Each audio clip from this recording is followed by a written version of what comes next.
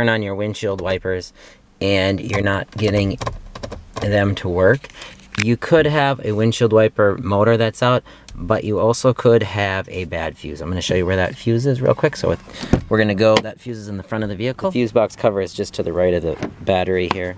We're going to flip this open and it says it is fuse 6, which is a J case fuse. There is a fuse puller that in this vehicle is right here.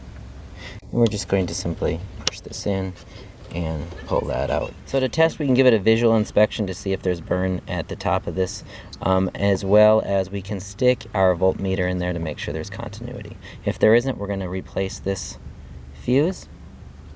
We're going to take a new one and then we're going to set it in there. Push it down. Replace this. And go into the vehicle before replacing that cap.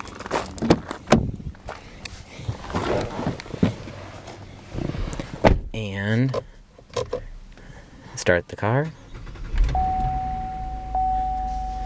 Turn on the windshield wipers, and they're working. So if you have a bad fuse, it's the J fuse in location 6. This is on a Chevy Impala. I believe it's the same on a Cruise. But you're just going to check. It works for a variety of vehicles, but make sure you look in your fuse relay box under the hood and find its location. Hopefully this helps, and as always, thanks for watching. Please like and subscribe.